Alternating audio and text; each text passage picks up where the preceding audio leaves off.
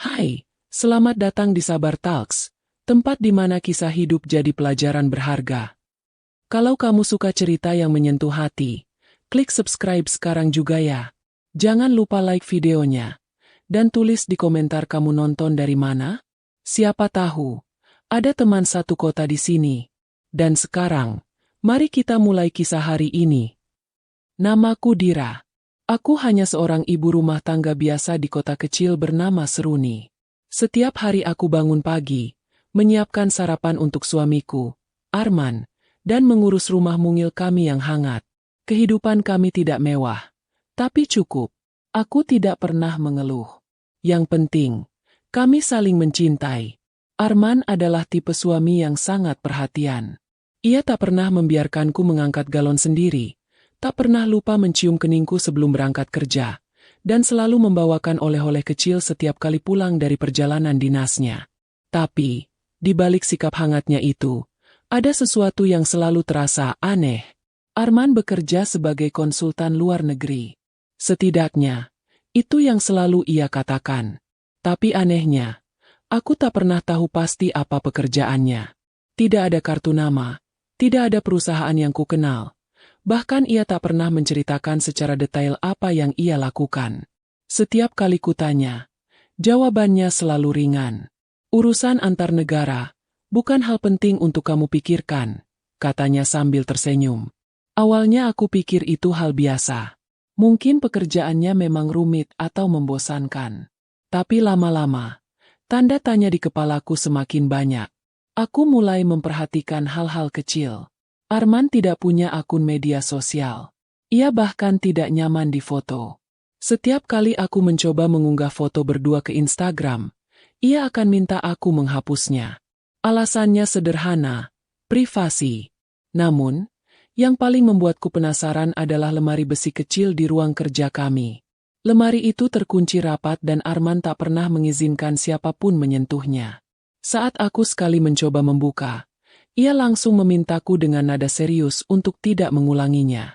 Ada dokumen penting, sayang. Bukan untuk sembarang orang, katanya. Masih dengan senyum tapi kali ini senyum yang dingin. Aku mencoba tidak curiga. Tapi kecurigaanku makin menjadi saat suatu malam. Aku terbangun karena mendengar suara Arman berbicara di telepon. Saat itu jam 3 pagi. Aku mengintip dari celah pintu kamar dan kulihat dia berdiri di ruang tamu. Berbicara dengan bahasa yang tak kupahami. Nadanya sangat formal dan tegas. Sangat berbeda dari Arman yang biasanya lembut. Setelah selesai, dia langsung menghapus riwayat panggilan di ponselnya. Keesokan harinya, saat kutanya apakah dia semalam menerima telepon penting, ia hanya menjawab singkat. Cuma rekan bisnis dari luar negeri. Aku tidak menuduh, hanya menyimpan semua dalam diam. Tapi rasa penasaran itu terus menggangguku. Aku mencoba mencari tahu lebih banyak. Aku cek namanya di internet, di berbagai platform pekerjaan profesional. Hasilnya nihil, seolah Arman tidak pernah ada di dunia digital. Suatu hari, aku membuka laci meja kerjanya yang tidak dikunci. Di sana aku menemukan paspor. Tapi bukan satu. Ada 3. Satu dengan nama Arman. Satu dengan nama Arahman, dan satu lagi dengan nama yang sama sekali berbeda. Semua dengan wajah suamiku, dan semuanya aktif. Bahkan satu di antaranya memiliki cap imigrasi dari negara-negara yang bahkan belum pernah kudengar. Negara Harzan, Al-Makashid, dan Tazir. Jantungku berdetak cepat. Apa ini? Apa suamiku seorang mata-mata? Penipu? Atau justru, lebih dari itu? Aku mencoba bertanya padanya malam itu, sambil menahan rasa gemetar. Arman, kamu tahu negara Harzan? Tanyaku pelan. Dia menoleh padaku cepat. Wajahnya berubah, seolah aku baru saja menyebut nama yang tak boleh disebut. Kenapa kamu tanya itu? Tanyanya. Suaranya merendah tapi tajam. Aku mencoba tertawa. Tadi siang baca artikel luar negeri. Kebetulan disebut. Negara mana sih itu? Kamu tahu? Ia menghela napas, lalu mendekatiku dan menggenggam tanganku. Aku akan jelaskan semuanya. Tapi belum sekarang. Kumohon, percayalah padaku. Malam itu aku tidur dengan hati yang tidak tenang. Suamiku memelukku seperti biasa, tapi pelukannya terasa seperti benteng yang tak bisa kutembus. Aku tak tahu apa yang sedang disembunyikannya. Tapi satu hal yang kupastikan, hidupku yang kukira biasa ini, sepertinya sedang menuju ke sesuatu yang luar biasa. Pagi harinya, saat aku membuka mata, Arman sudah tidak ada di sampingku. Biasanya, aroma kopi yang ia seduh atau suara klakson motornya jadi tanda keberadaannya di rumah. Tapi kali ini hening. Sunyi yang ganjil. Aku melangkah ke ruang tengah. Tak ada catatan. Tak ada pesan. Hanya ada secangkir teh yang sudah dingin di meja makan. Dan ponsel Arman yang tertinggal di sofa. Ponselnya? Arman tidak pernah meninggalkan ponselnya. Jari-jariku gemetar saat menyentuh layar. Aku tahu ini salah. Tapi rasa penasaranku sudah melampaui batas. Kubuka layar ponselnya yang tidak terkunci.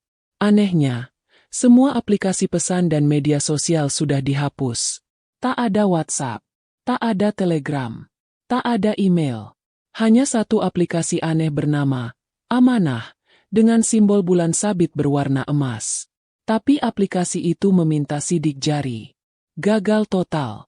Aku duduk lemas di sofa, menatap layar gelap itu, sambil mengingat kembali semua yang pernah kulihat, kudengar, dan kuabaikan selama ini. Aku pernah mengira Arman berasal dari keluarga miskin. Saat kami menikah, tak ada keluarga yang hadir dari pihaknya. Ia hanya bilang, orang tuaku sudah lama meninggal. Aku yatim sejak kecil. Aku percaya. Tapi, saat ulang tahun pernikahan kami yang pertama, ia memberikan padaku sebuah kalung berlian. Ya, berlian, yang katanya hasil dari bonus kerja luar negeri. Aku hemat kok, ucapnya sambil mencium keningku. Saat itu, aku percaya.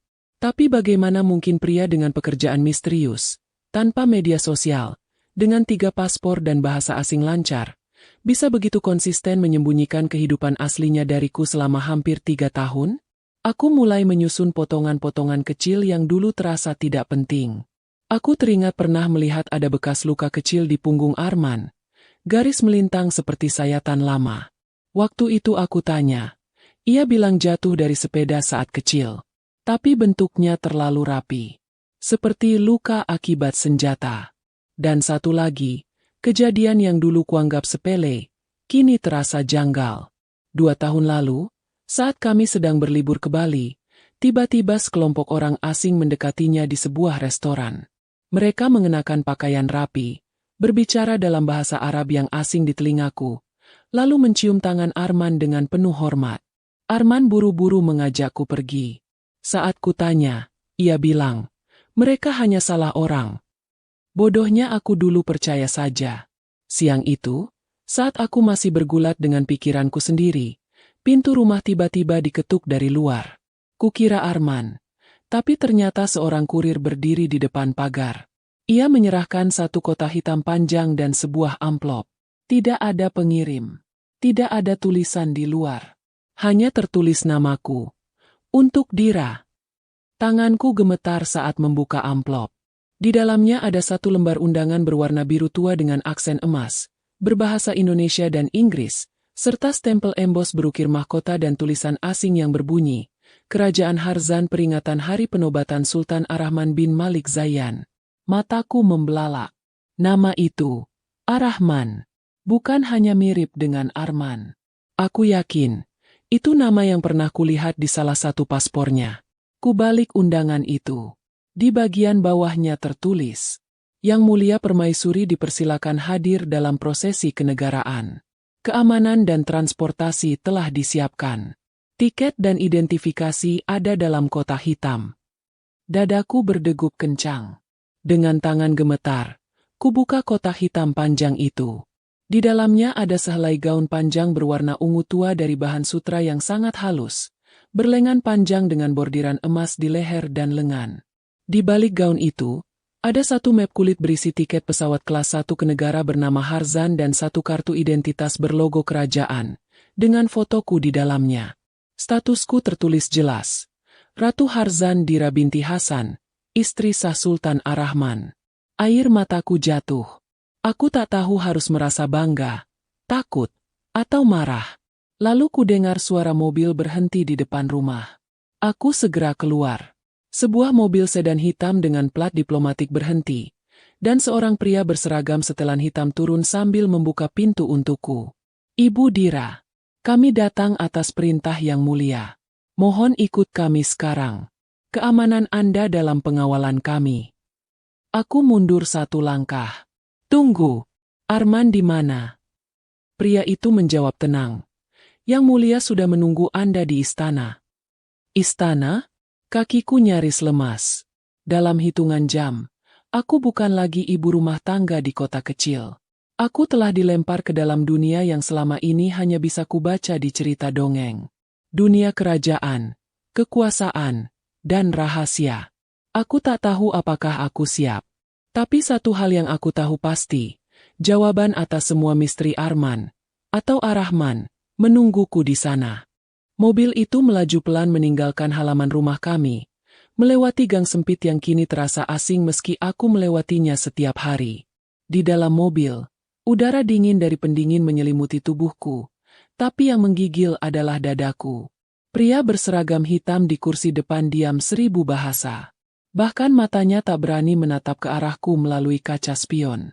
Seolah ia tahu, keheningan ini adalah satu-satunya cara agar aku tetap tenang. Tanganku masih menggenggam map kulit yang berisi identitas kerajaan itu. Kartu itu terasa berat. Bukan karena bahan bakunya, tapi karena segala makna di baliknya. Ratu Harzan. Aku, Dira, perempuan biasa dari Seruni. Bagaimana bisa? Mobil berhenti di sebuah gedung tinggi di pusat kota yang tak pernah ku tahu keberadaannya. Dari luar tampak seperti kantor biasa, tapi begitu pintu terbuka, aku disambut dengan suasana yang jauh dari biasa. Lorong-lorong marmer mengilap, penjaga berseragam lengkap, dan pelayan perempuan dengan pakaian khas timur tengah berdiri membungkuk padaku. Yang mulia sudah menunggu di lantai atas. Ucap salah satu dari mereka. Aku berjalan masuk ke dalam lift. Tak bisa berkata apapun. Jantungku berdetak begitu keras, seolah ingin melarikan diri dari dadaku. Ketika pintu lift terbuka, mataku disambut oleh panorama langit kota dari jendela kaca penuh. Di tengah ruangan berdiri Arman, atau mungkin aku harus mulai memanggilnya dengan nama yang tertulis di undangan itu, Arahman. Ia berdiri di sana, mengenakan pakaian tradisional kerajaan. Jubah panjang putih dengan selendang keemasan di bahu. Tak ada lagi jeans dan kaos oblong. Tak ada lagi senyum malu-malu. Ia berdiri tegap, tenang, dan memancarkan wibawa yang membuatku nyaris tak mengenalnya. Dira, panggilnya pelan, tapi suaranya menggema dalam hatiku. Aku tak menjawab. Mataku menatapnya tajam. Apa semua ini, Arman? Ia berjalan mendekat. Langkahnya mantap, seperti seorang pria yang tahu benar siapa dirinya. Tapi di matanya, kulihat keraguan, ketakutan. Sama seperti yang kurasa. Aku ingin minta maaf, karena telah menyembunyikan ini darimu terlalu lama. Ucapnya lirih. Lama? Aku mendesis. 3 tahun. Arman. 3 tahun aku hidup dengan laki-laki yang ternyata bukan siapa yang kukira. Ia menunduk. Aku bukan Arman, katanya akhirnya. Namaku Arahman bin Malik Zayan. Aku adalah putra mahkota dari kerajaan Harzan. Tapi aku kabur dari sana, jauh sebelum kau mengenalku. Aku mengerutkan kening. Kabur? Ya, jawabnya. Aku tak ingin hidup seperti boneka kerajaan. Segalanya sudah diatur. Siapa yang harus kunikahi? Apa yang harus kukatakan? Bahkan kapan aku harus tersenyum. Aku muak. Maka aku lari. Aku pergi dari istana dan hidup sebagai orang biasa. Hingga akhirnya aku bertemu kamu. Aku melangkah mundur. Tubuhku masih terasa lemas. Dan sekarang kamu pikir aku harus senang karena ternyata suamiku seorang raja? Apa yang kamu harapkan dariku, Arman? Arahman. Ia menatapku lekat-lekat. Aku hanya ingin kamu tahu. Aku mencintaimu bukan sebagai raja, Tapi sebagai lelaki yang pertama kali jatuh hati saat melihatmu mengomel pada tukang sayur karena menaruh tomat di bawah cabai. Aku tertawa kecil, getir. Itu bukan alasan untuk menyembunyikan segalanya dariku. Aku istrimu. Aku berhak tahu siapa kamu sebenarnya. Apa kamu pikir aku tak bisa menerima kamu apa adanya kalau kamu jujur dari awal? Ar-Rahman berjalan ke jendela, memandangi kerlap-kerlip lampu kota. Bukan kamu yang tidak bisa menerima, tapi dunia yang tidak akan membiarkanmu. Aku diam, karena dalam hati, aku tahu ada benarnya. Dunia istana bukan dunia yang ringan. Banyak yang akan menyerangku, menyudutkanku, menganggapku hanya perempuan dari pinggiran kota yang tak pantas berdiri di sisi seorang raja. Sekarang kenapa kamu panggil aku? Tanyaku. Ia berbalik dan mendekat. Karena waktunya telah tiba. Ayahku, Raja Malik, wafat 2 bulan lalu. Kerajaan Harzan kini menungguku pulang. Tapi aku tak ingin kembali sendirian. Aku menelan ludah. Maksudmu? Ia mengulurkan tangan. Temani aku kembali. Temani aku menghadapi tahta itu bersama. Hatiku berdesir. Di balik kalimat itu, aku tahu ada beban berat yang tersembunyi. Menjadi istri seorang raja bukan hanya soal tinggal di istana megah dan memakai mahkota. Itu adalah hidup yang selalu dalam sorotan. Hidup yang tak lagi milik kita sendiri. Aku tak tahu harus menjawab apa. Gumamku. Kamu tak perlu jawab sekarang, katanya. Besok malam, pesawat akan berangkat ke Harzan. Jika kamu ingin tahu segalanya, jika kamu ingin lihat dengan matamu sendiri siapa aku sebenarnya, datanglah. Kalau tidak, aku akan paham. Dan aku akan tetap mencintaimu. Dari jauh. Tanpa menunggu jawabanku, ia berjalan pergi meninggalkanku sendiri dalam ruangan yang terasa sangat dingin. Malam itu aku kembali ke rumah. Semua terasa kosong. Seolah bayang-bayang kehidupanku yang selama ini normal telah terkoyak. Aku duduk di ranjang, memandangi gaun ungu itu. Satu keputusan bisa mengubah segalanya. Dan di sanalah aku, berdiri di ambang hidup baru, tak tahu apakah akan menemukan jawaban, atau justru lebih banyak pertanyaan. Malam berganti subuh. Langit seruni masih gelap saat aku membuka mataku. Aku belum tidur. Bukan karena takut, tapi karena pikiranku penuh. Penuh bayangan tentang Arman, Ar-Rahman, tentang kerajaan yang tak pernah kusebut dalam doa, dan tentang diriku sendiri yang tiba-tiba diminta menjadi istri raja. Gaun ungu itu tergantung rapi di pintu lemari. Kartu identitas kerajaan dan tiket pesawat masih terletak di atas meja rias. Pikiranku menari-nari di antara semua pilihan yang tak bisa kutarik kembali jika sudah kutetapkan. Tapi pada akhirnya, aku berdiri. Aku tahu, ada pintu yang harus kubuka. Bukan karena aku penasaran, tapi karena aku layak tahu kebenaran. 12 jam kemudian, aku duduk di dalam kabin pesawat yang sepi. Tiket itu benar, kelas 1, fasilitas mewah, tapi tak ada penumpang lain. Hanya aku, seorang pramugari dengan logat asing yang terus memanggilku, Yang Mulia, dan 2 pria tinggi berbadan tegap yang duduk di ujung kabin dengan mata tajam mengawasi segala arah. Dari jendela, kulihat awan tebal menutupi dunia di bawahku. Entah berapa lama aku terdiam, hingga suara pramugari membangunkanku. Kita akan segera mendarat di Harzan, Yang Mulia. Harzan, sebuah nama yang dulu bahkan tidak kuketahui keberadaannya. Kini jadi tempat aku akan menginjakan kaki sebagai, siapa? Ratu? Atau hanya istri yang ditarik paksa ke dalam cerita dongeng yang tak pernah kuminta? Begitu roda pesawat menyentuh landasan, aku takjub melihat apa yang menantiku di luar. Bandaranya tidak sebesar bandara internasional, tapi desainnya indah. Kubah-kubah emas, ukiran kayu di setiap sisi dinding, dan cahaya matahari senja yang menyorot masuk ke dalam hangar khusus seolah menyambutku. Dan di ujung tangga pesawat, dia berdiri. Arman, Ar-Rahman, dengan jubah kebesarannya. Di belakangnya barisan orang berlutut. Beberapa menabur bunga, beberapa meniup seruling emas. Semuanya terdiam saat aku turun. Aku tak sempat berkata. karena tubuhku langsung ditarik ke dalam pelukan Ar-Rahman. "Terima kasih," bisiknya. "Kamu datang." Aku ingin bertanya banyak hal, tapi tak satu pun kalimat berhasil keluar. Aku hanya bisa mengikuti langkahnya, diiringi barisan pengawal yang menutup kami dari segala arah. Kami dibawa menuju istana. Tapi ini bukan istana seperti yang pernah kulihat di televisi atau film. Ini seperti lukisan hidup. Pilar-pilar putih dengan puncak menjulang. Jendela kaca patri bergambar sejarah kerajaan. Air mancur yang mengalir dari mulut singa batu. Dan di tengah halaman utama, berdiri sebuah gerbang kayu besar bertuliskan aksara asing. Begitu gerbang itu terbuka, aroma dupa dan bunga melati menyambutku. Aku dibawa ke dalam ruang penerimaan kerajaan. Sebuah aula besar dengan lampu gantung seberat truk menggantung di atas kepala.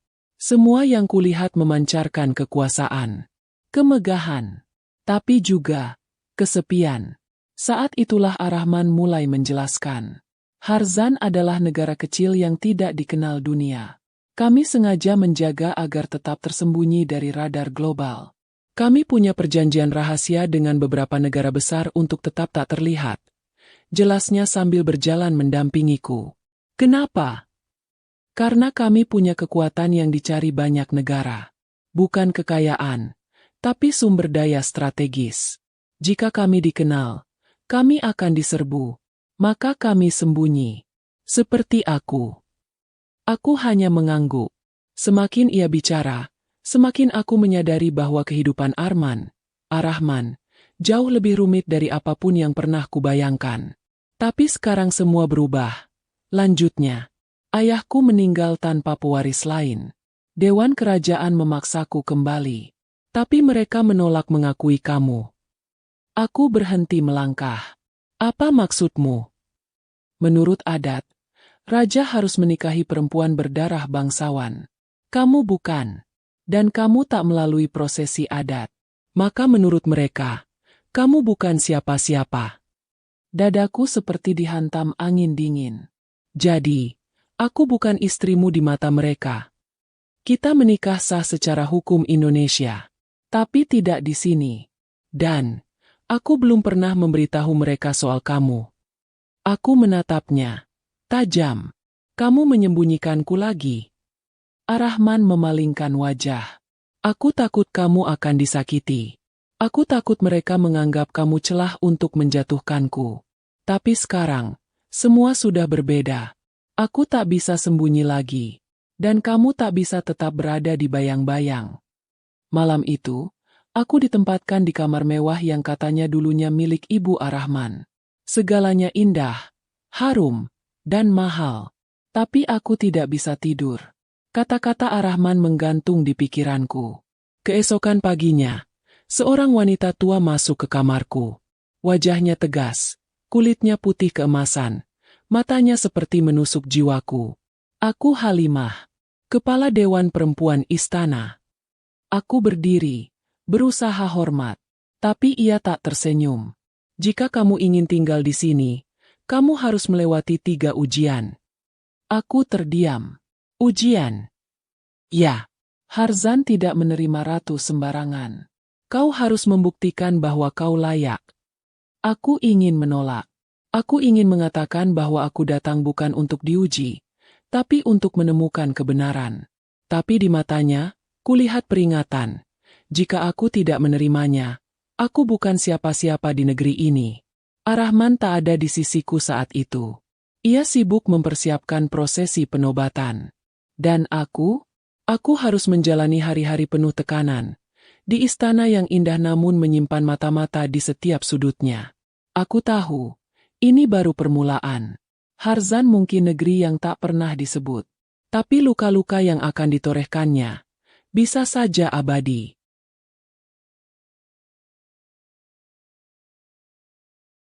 Dan aku sudah merasakannya sejak hari pertama. 3 hari berturut-turut, aku menjalani ujian yang tak ku mengerti sepenuhnya. Bukan ujian dalam bentuk soal atau kompetisi, tapi permainan kekuasaan yang dibungkus adat, tradisi, dan penghakiman diam-diam. Ujian pertama disebut Nadwah Al-Qalb, ujian ketulusan hati.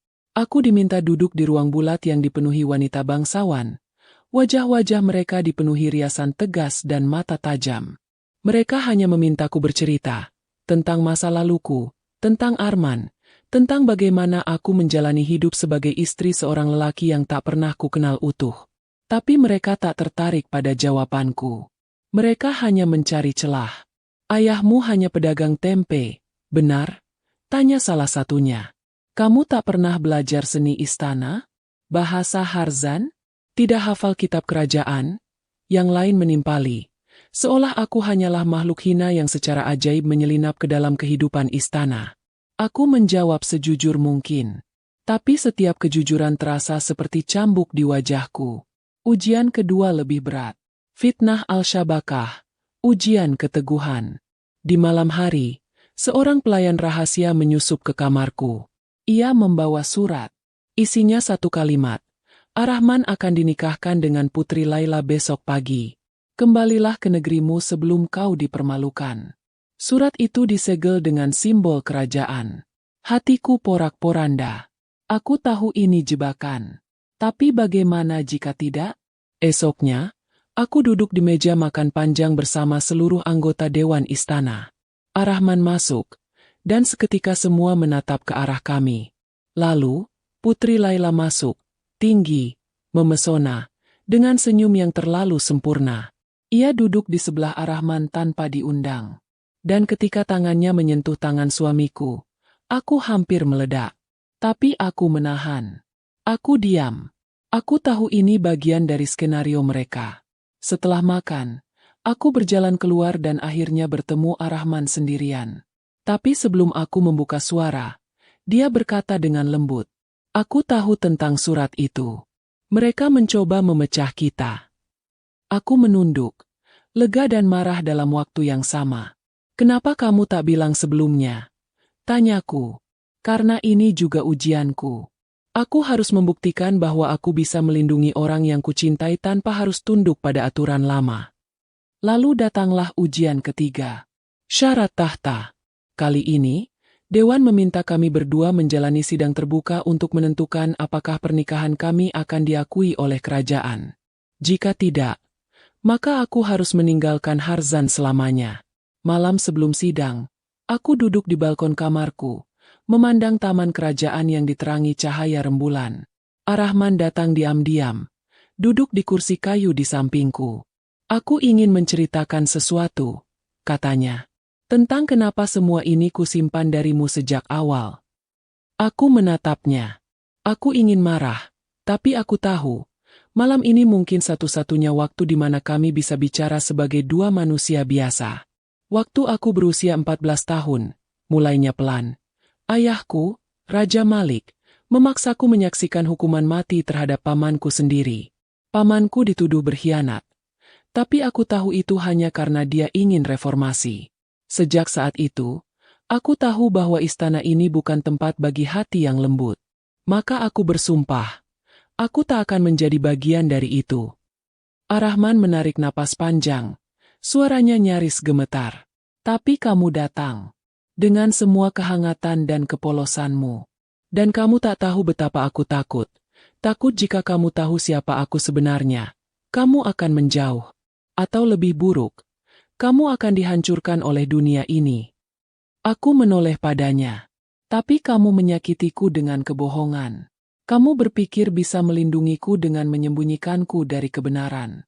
Padahal aku ingin memilih jalan itu bersamamu. Kalau saja kamu memberiku kesempatan." Arahman mengangguk. "Dan sekarang, aku tak akan sembunyi lagi. Di hadapan semua orang besok, aku akan berdiri sebagai raja. Tapi aku juga akan berdiri sebagai suami yang memilih cintanya sendiri." Aku tak bisa membalas kata-katanya. Karena hatiku, meski masih remuk oleh keraguan, mulai melihat cahaya. Pagi hari itu, ruang utama istana dipenuhi ratusan orang. Semua bangsawan, pemimpin daerah, hingga rakyat dari kota tua datang menyaksikan. Dewan duduk di singgasana kehormatan. Arahman berdiri di tengah ruangan, dan aku berdiri di sisinya, mengenakan gaun ungu warisan ibunya. Ketua Dewan membuka sidang. "Rakyat Harzan, Hari ini, kita menentukan siapa yang pantas mendampingi pemimpin negeri ini. Ratu bukan sekadar istri. Ia adalah wajah bagi bangsa. Maka apakah perempuan dari negeri jauh ini layak menjadi wajah kita? Saat itulah Ar-Rahman angkat bicara. Suaranya lantang, gemetar tapi tegas. Aku tidak memilih Dira karena ia punya darah bangsawan.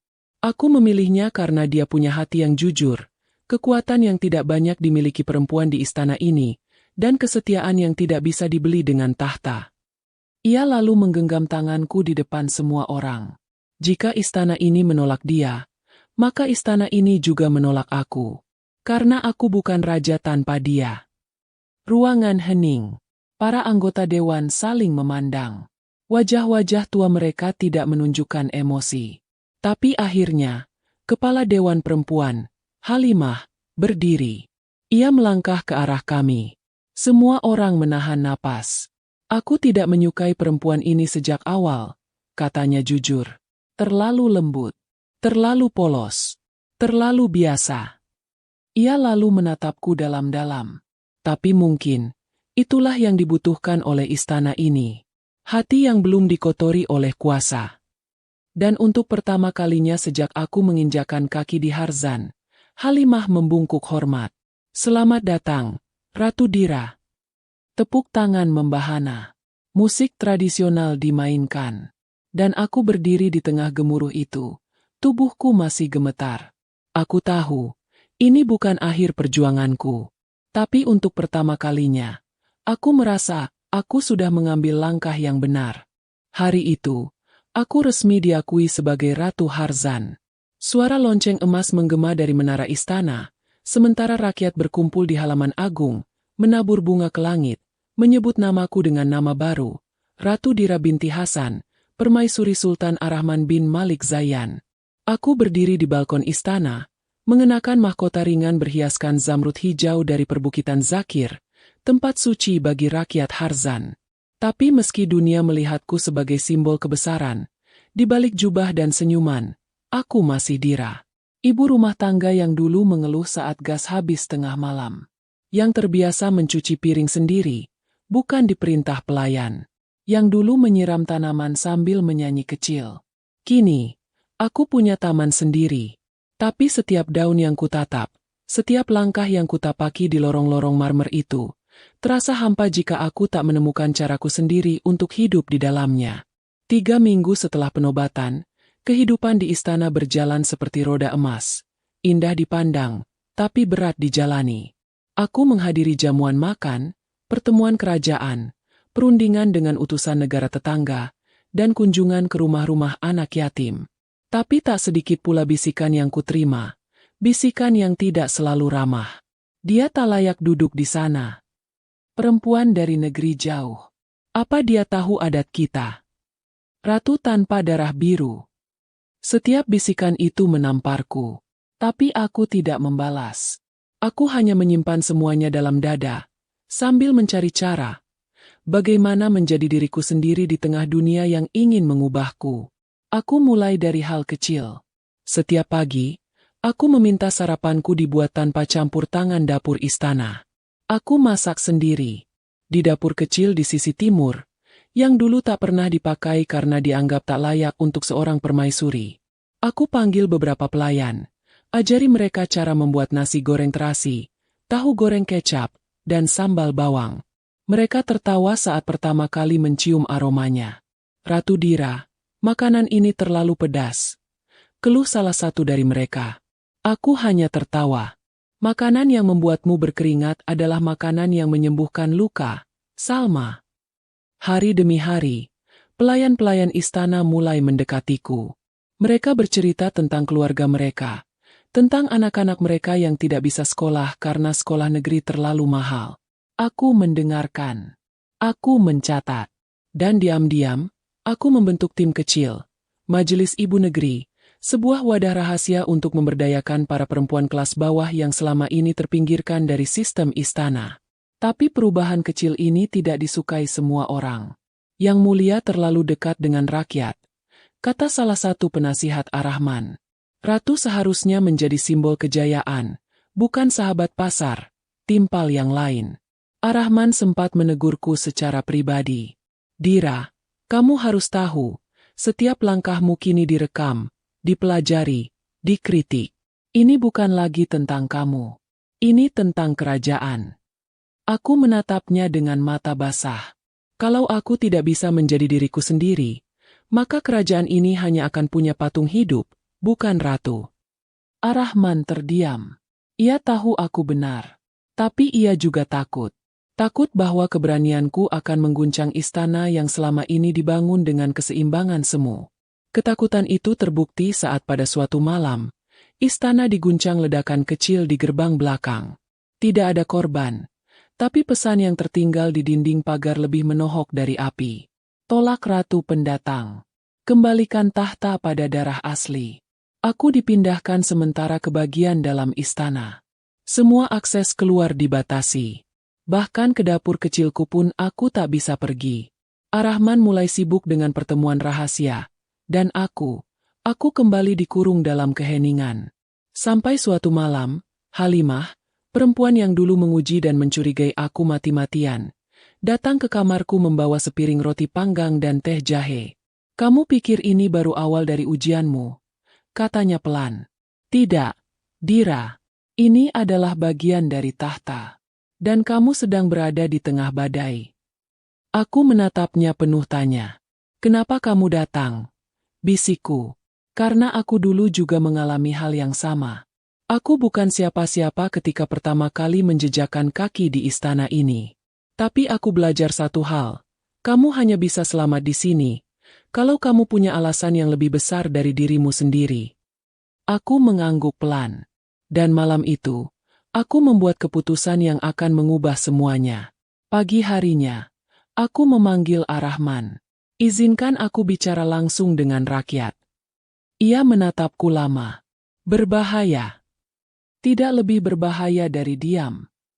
Maka hari itu, aku berdiri di pasar utama Harzan, tanpa pengawal berlebihan, tanpa kereta emas. Hanya aku, dan suara dari hatiku.